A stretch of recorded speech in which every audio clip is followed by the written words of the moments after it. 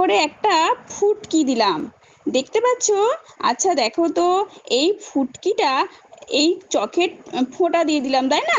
তাহলে এটা একটা কিসের মতো দেখতে হলো বলো তো? এটা একটা তোমাদের যে টিপ পরো টিপের মতো দেখতে হয়েছে, তাই না? আচ্ছা দেখো তো, এই ফোঁটাটার পাশে আমি একটা লম্বা একটা দাগ দিলাম, দেখো তো এই যে লম্বা দাগটা দিলাম এর দৈর্ঘ্য আছে কিনা? কি বলছো? হ্যাঁ, দৈর্ঘ্য আছে, তাই না?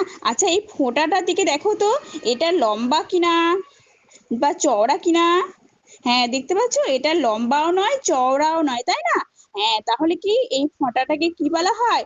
যার কোনো দৈর্ঘ্য নেই, প্রস্থ নেই, উচ্চতাও নেই, শুধুমাত্র অবস্থান আছে, তাই না?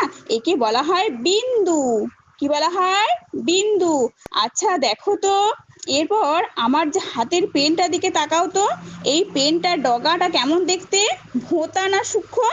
কি বলছো? সূক্ষ্ম বা সরু, তাই না? হ্যাঁ, ঠিক বলেছো। আচ্ছা রাতের আকাশে তোমরা তারা দেখেছো? দেখেছো? আচ্ছা, অনেক দূরে তারাগুলো থাকে, তাই না? এই অনেক দূরে যে তারাগুলো থাকে, ওগুলো দেখতে কেমন লাগে বলো তো? হ্যাঁ, ছোট্ট বিন্দুর মতো থাকে, তাই না? এই বিন্দুটাকে ইংরেজিতে কি বলা হয় বলো তো? ডট বলা হয়, তাই না? এই ডট আমরা আর কোথায় ব্যবহার করি বলো তো? হ্যাঁ, তোমরা যখন ইংরেজি সেন্টেন্স ব্যবহার করো, তাই না? হ্যাঁ, অ্যাসারেটিভ সেন্টেন্স অর্থাৎ হ্যাঁ বাচক বাক্য ব্যবহার করো, তার শেষে আমরা কি দিই? একটা ফুটকি দিই, তাই না? এটাকে কি বলা হয়? ডট বলা হয়, তাই না? এবার দেখো তো, বলো তো বিন্দু কি কাজে লাগে? আচ্ছা, বোর্ডের এই ধার দিকে তাকাও তো, দেখো তো এই ওপরের দিকে তাকাও তো, তখন আমি কি করব? হ্যাঁ, আঙ্গুল দিয়ে কি করব? দেখো তো, ওই আঙ্গুল দিয়ে আমি ওই বোর্ডের ওই প্রান্তটা দেখাচ্ছি, তাই না? তাহলে কি হচ্ছে? একটা জায়গা দেখাতে কাজে লাগে, ঠিক কোন জায়গাটায় অবস্থান করছে সেটা ব্যবহার করতে আমরা কি ব্যবহার করি? সেটা আমরা ব্যবহার করতে বিন্দু ব্যবহার করি। তাহলে আমরা কি শিখলাম? যার দৈর্ঘ্য, প্রস্থ, উচ্চতা কিছুই নেই, কেবলমাত্র অবস্থান আছে, তাকে কি বলা হয়? তাকে বলা হয় বিন্দু। বুঝতে পেরেছো? তাহলে আজকে আমরা কি শিখলাম?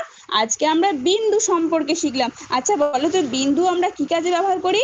কোনো জায়গার কোনখানে কোনো জিনিস অবস্থিত সেটা জানতে আমরা বিন্দু ব্যবহার করি।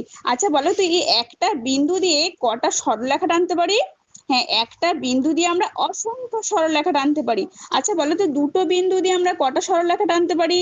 এই দুটো বিন্দু দিয়ে আমরা কেবলমাত্র একটি সরলরেখা টানতে পারি, তাই না? হ্যাঁ, বাহ, খুব সুন্দর। তাহলে এর পরের দিনে তোমরা বিন্দু সম্পর্কে জেনে আসবে, ঠিক আছে? এর পরের দিন আমি বিন্দু থেকে প্রশ্ন জিজ্ঞাসা করব। আচ্ছা, ভালো হয়েছে। ম্যাডাম, সমরেখ বিন্দু কাকে বলে? হ্যাঁ, সমরেখ বিন্দু অর্থাৎ একই সরলরেখায় যে সমস্ত বিন্দু অবস্থান করে তখন তাকে বলা হয় সমরেখ বিন্দু। একই সরলরেখায় যে সমস্ত বিন্দু অবস্থান করে সেই বিন্দু সেগুলোকে বলে সমরেখ বিন্দু, তাই তো? আর হ্যাঁ সমবিন্দু? স্যার। কি স্যার? সমবিন্দু সরলরেখা। সম সমবিন্দু সরলরেখা। সমবিন্দু সরলরেখা,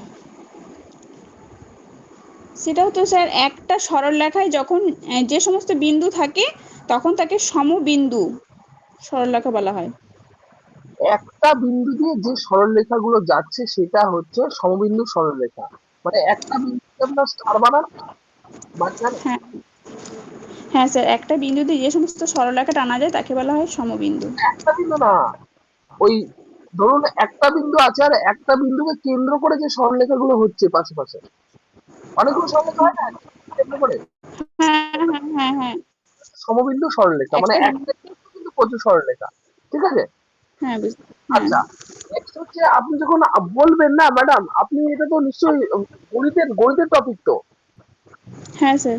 তাহলে ভূগোল বোঝাচ্ছেন কেন? লংজিটিউড ল্যাটিটিউড কোন জায়গায় অবস্থান করছে, এই লংজিটিউড ল্যাটিটিউড হয়ে যাচ্ছে তো। আমি বলতে চাইছি বিন্দুর অবস্থানটা যখন আপনি জ্যামিতিতে বোঝাচ্ছেন তাহলে জ্যামিতির মতো করে বোঝান। ঠিক আছে। হ্যাঁ যেমন স্যার, বিন্দুটা কি কাজে ব্যবহার করি এটা যখন দেখো তো, বোর্ডের একটা প্রান্তকে যখন আমরা দেখাচ্ছি তখন কি বলছে? পয়েন্ট আকারে দেখাচ্ছি, দেখো তো ওই জায়গাটা একটা নির্দিষ্ট জায়গায় বোঝাতে আমরা কি ব্যবহার করছি? বিন্দু ব্যবহার করছি। এটা বলা যাবে না স্যার?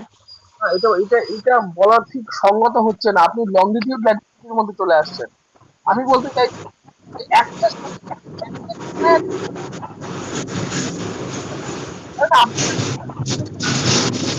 আমি আপনাকে যদি এইভাবে বলি না, দেখেন বিষয়টা আরো ইজি হবে বুঝতে। আমি যদি বলি ড আর ডয় বিন্দু এর মধ্যে পার্থক্য কি? যদি এভাবে বলি, দেখুন আপনার জিনিসটাকে বুঝতে বা বোঝাতে সুবিধা হচ্ছে। কেন? যেটা আপনি একটু আগে বললেন যে বিন্দু যার কেবলমাত্র অবস্থান আছে, দৈর্ঘ্য প্রস্থ উচ্চতা নেই, এই মাত্র একটু বললেন। তা সেই জায়গায় দেখেন ডয়বিন্দু র আর মানে আমি ডয়বিন্দু র বলছি কেন, আমি বলছি ড আর ডয়বিন্দু র এর মধ্যে পার্থক্য দেখুন সেই বিন্দুটাই, তাই না? হ্যাঁ স্যার। হ্যাঁ, আমরা এটা বলতে পারি যে একটি বিন্দু অবস্থানের কারণে মানে একটা মানে সংখ্যা চেঞ্জ হয়ে যেতে পারে, বা একটা বর্ণ ওই ব বা র বা ড বা ডয় শূন্য র এটাও চেঞ্জ হয়ে যেতে পারে, এই কথাটা বলা যায়। আপনি এরকম চেঞ্জ করে যেতে পারে বলবেন না, দেখিয়ে বলবেন। বুঝতে পারলাম? দেখাবেন। স্যার কি বললেন বুঝতে পারলাম না। যদি আপনি দেখাবেন যে ব আর র, তাহলে এটা কোন দিকে দেখাবেন? তাহলে দেখাতে পারি এটা কথায় বলতে পারি।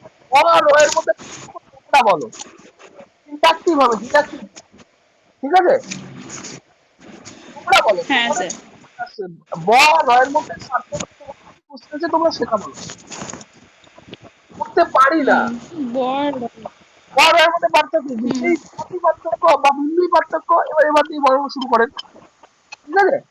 আর বলতে বলতে বলতে হুম। বিন্দুতে অন্য জায়গায় চলে যাচ্ছেন, আপনি ডটে চলে গেলেন, তারপরে চলে গেলেন জিওগ্রাফিতে, হবেন না। তাই বোর্ডে একটা বিন্দু, স্যার একটা বিন্দু দিয়ে একটা সরলরেখা বানান, বা একটা বিন্দু দিয়ে একটা স্কোয়ার বানান, রেক্টাঙ্গেল বানান, এটা আপনার ব্যাপার, ঠিক আছে? স্যার এটা সমন্বয়